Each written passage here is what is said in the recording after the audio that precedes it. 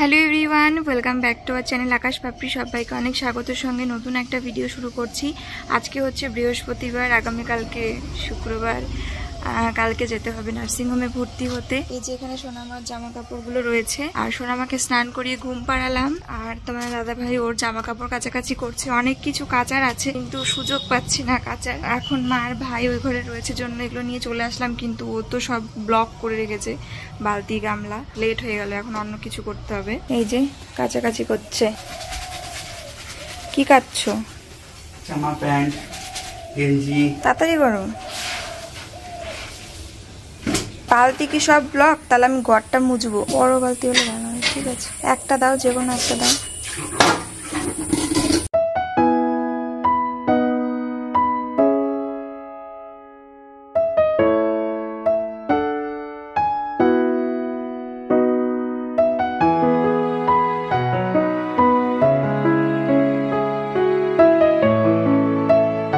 সোনামার দোলনাটা আজকে একটু রোদে দেওয়া হয়েছে, আর ওই যে উপরের ছাউনিটা, কারণ অনেকদিন ধরে বাইরে রয়েছে তো ওকে শোয়ানো হয় না। ও বিছানাতেই বেশি কমফোর্ট ফিল করে, সেটা বোঝা যায়। সেই জন্য আসলে শোয়ানো হয় না। আর ঘরটা মুছে নিলাম। মাজায় আর পারে না, এই জাস্ট একটু দাঁড়িয়ে দাঁড়িয়ে ঘর মুছতে গিয়ে মাজা শেষ হয়ে গেছে। তোমার চেবার নাড়তে পারবা না, তাই তো? এখন আমার কাছাকাছি বাকি। সকালবেলা ঘুম থেকে উঠেই জামা কাপড় নিয়ে বসে পড়েছি বাথরুমে, কারণ জামা কাপড় অনেক বেশি জড়ো হয়ে গেছিল, নোংরা হয়ে গেছিল, সেগুলো ধুতে হবে। তো এক এক করে মানে জিনিসপত্র সব আমারই জামা কাপড়। কিছু গেঞ্জি ছিল, কুর্তা ছিল, প্যান্ট ছিল, তো সেগুলো কেচে দিলাম। কেচে দেওয়ার পরে আমার একটা সমস্যা হয় কি, কাচার পরে জামা কাপড় নাড়তে খুব সমস্যা হয়, মানে জায়গা বেশি নষ্ট হয়, মনে হয় যে এইটুকু জায়গায় হবে না। তো তার জন্য আমি সবসময় মাকে বা পাপড়িকে বলি যে জামা কাপড়গুলো নেড়ে দেওয়া।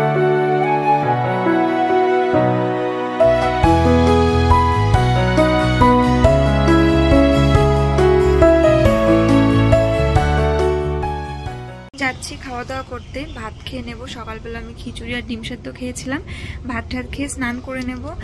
মানে উল্টো হলেও কিছু করার নেই, যেহেতু এখন খেতে হবে, খিদে পেয়ে গেছে। সোনামা উঠে গেলে আবার দেরি হয়ে যাবে, তো সবার আগে মানে খাবারটা খেতে হবে। আর শ্যাম্পু করব, কালকে যেহেতু নার্সিংহোমে ভর্তি হতে হবে। পরশুদিন ওটি, তো মানে বেশ কিছুদিন শ্যাম্পু ট্যাম্পু করা হবে না, মাথায় হয়তো ঠিকঠাক জল দেওয়া হবে না, স্নানও হয়তো করা হবে না। তো সেই কারণে আজকে তো শ্যাম্পু করতেই হবে। আর কালকে দুপুরে যেহেতু বেরোবো, যদি কোনো বাই চান্স কোনো কারণে তাড়াহুড়ো লেগে যায়, সময় না থাকে, তখন তার করা হবে না, তাই আজকেই করতে হবে। বাইরে কিন্তু এখন বিশাল রোদ উঠেছে, কিন্তু এই রোদ বেশিক্ষণের জন্য না। এখনকার ওয়েদার এরকম না, একটু বাদে বাদেই মেঘ করে, সেকেন্ডের মধ্যে মেঘ করে বৃষ্টি ঝেপে চলে আসে। সোনামার ন্যাকড়াগুলো কেচে দিলাম, তারপরে যে ছড়িয়ে দেবো, বাইরে জাস্ট বালতিতে করে এনে রেখেছি। সোনামাকে ঘুম পাড়ানোর জন্য এসছি খাইয়ে, আর অমনি বৃষ্টি। তো কি করব, এই যে এখানটাতেই সব ছড়িয়ে দিয়েছি। আর ওদিকে দেখো বাইরে একদম ফুটফুটে রোদ উঠেছে। অবশ্য এখানেও হাওয়া রোদ হালকা হালকা আসে, তবুও পুরো রোদে শুকানোই ভালো। কিন্তু কি করব, এই বারবার করে মানে মেলতে হয় আর তুলতে হয়, মেলতে হয় তুলতে হয়। তোমার দাদা ভাইয়ের জামা কাপড়গুলো সব ছড়িয়ে দিয়েছি, ওগুলো আবার সঙ্গে সঙ্গে তুললাম। কারণ এমন বৃষ্টি, মানে এত জোরে বৃষ্টি আসে, পুরো জল ঝরে গেছিল, সেগুলো আবার সব ভিজে যায়। তার থেকে বড় কথা, সাদা জামা কাপড় রয়েছে, ওগুলো বৃষ্টির জল পড়লে তিলে পড়ে যাবে। এই হচ্ছে মানে বড় মুশকিল। চলো দেখি মা দুপুরবেলা কি রান্না করেছে, তাড়াতাড়ি করে খেয়ে স্নানটা সারি। এই যে সকালবেলা বেগুন ভাজা পটল ভাজা হয়েছিল, আর দুপুরে হয়েছে সয়াবিন আলুর তরকারি। হাসি দাও, হাসি হাসি, বাবা হাসছে। এখন সময় 10টা 18, আর কালকে যাব নার্সিংহোমে ভর্তি। আমার পরশুদিন হবে অপারেশন। যত সময় এগিয়ে আসছে তত বেশি চিন্তা হচ্ছে, টেনশন হচ্ছে, ভয় করছে ভাবলেই। এমনি ঠিক আছে, কারণ যেহেতু সোনামা রয়েছে, সেই জন্য সেই চিন্তাটা হচ্ছে না, ওর জন্যই জাস্ট চিন্তা হচ্ছে, কিন্তু সেই ভয়টা খুব একটা করছে না। কিন্তু যখন মনে পড়ছে যে এটা হতে চলেছে, তখন তো ভয় তো করছেই, ভীষণ ভয় লাগে আমার। তবুও নিজেকে বারবার শক্ত করছে এটা ভেবে যে এটা আমার একটা মানে এইটার অপেক্ষায় ছিলাম, কবে এটা তাড়াতাড়ি হবে, এবং যত তাড়াতাড়ি হবে তত তাড়াতাড়ি সুস্থ হতে পারবো, এটাই জাস্ট আমি ভাবছি বারবার। তবুও ওটি রুমে নিয়ে যাওয়ার আগের মুহূর্ত এবং যতক্ষণ সেন্স থাকবে সেই মুহূর্তগুলো যে কেমন একবার মানে কাটিয়ে এসছি, মানে মনে হয় যেন ভয়ে চিৎকার করাটা বাকি থাকে, এরকম অবস্থা। আমি তো জাস্ট কেঁদেছিলাম সিজারের সময়। আর অ্যানেস্থেশিয়া দেওয়ার পরও যেহেতু কথা বলা যায়, সবই বোঝা যায়, পুরো তো সেন্সলেস হয়ে যায় না।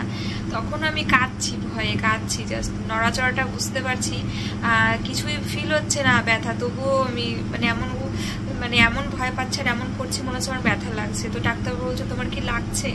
আমি বলছি না, কিন্তু আমার খুব ভয় লাগছে, কাঁদছি।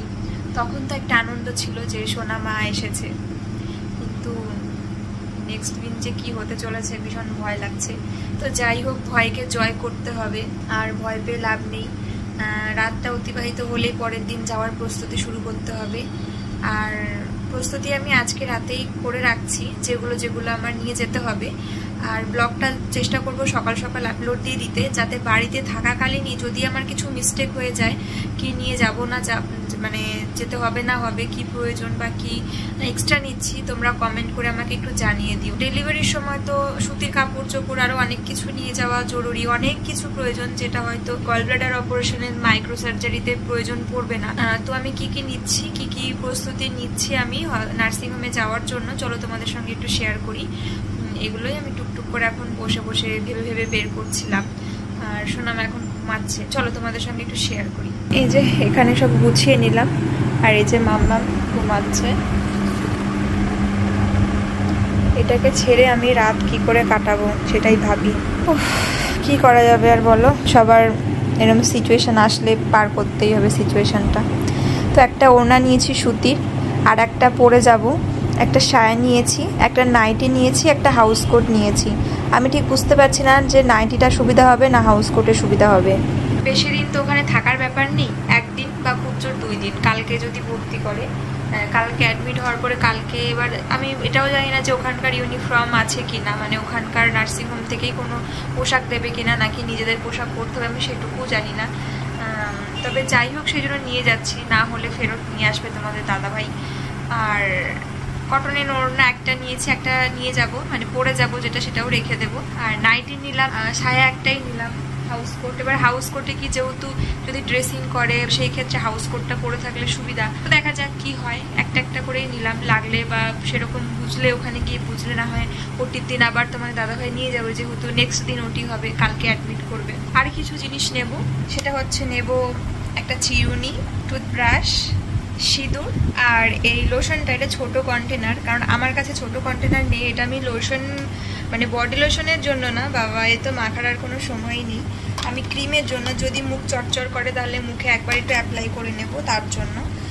তার কারণ কি বলতো, আমার কাছে ছোট কন্টেনার নেই, আগে ছিল একটা করে, ওই জন্য রেখে দেওয়া জরুরি। আমার কাছে এখন এই নিভিয়ার বড় ডিব্বাটা রয়েছে, তো এইটা নিয়ে নিশ্চয়ই যাওয়াটা ঠিক হবে না, সেই জন্য ওইটা নিয়ে যাবো। ওটার থেকে ওইটাতে অনেক কম পরিমাণে রয়েছে নিভিয়ারই লোশনটা, সেটা একটু দরকার হলে লাগিয়ে নেব, কারণ মুখ চচ্চর করলে খুব অস্বস্তি লাগে, খুব অসুবিধা হয়। আর একটা কি নেবো, আর একটু লিপ গার্ডটা লিপ বামটাও শেষ হয়ে গেছে।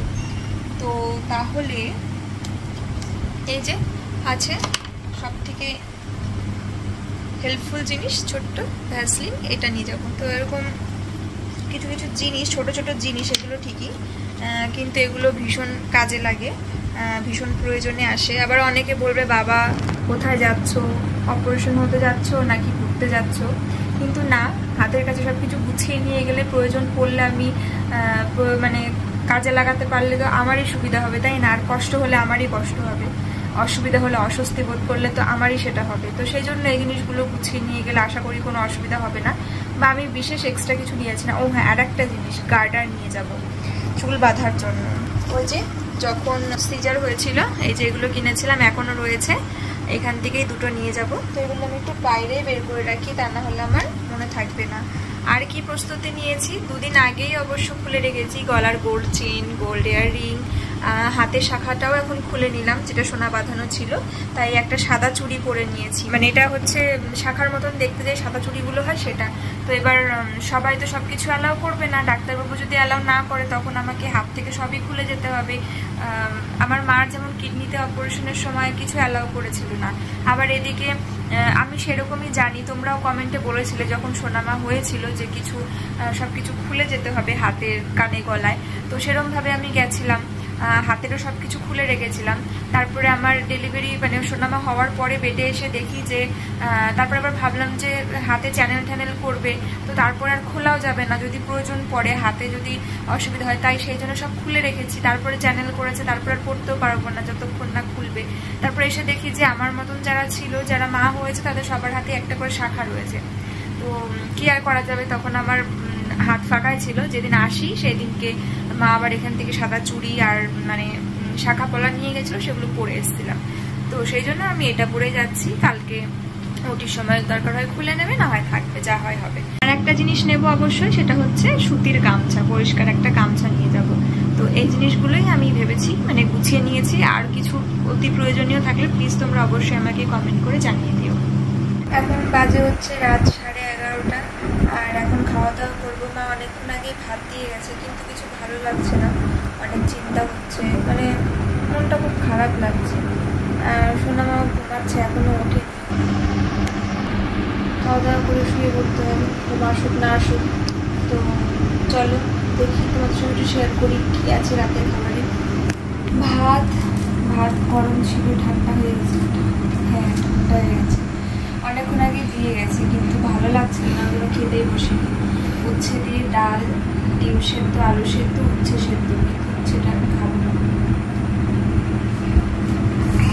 টেনশন ফ্রি থাকো, কিচ্ছু হবে না। বা পিসি ফোন করেছিল, পিসি ফোন করে বললো পাপলিকে একদম চিন্তা করতে না করবি, কোনো ব্যাপার না।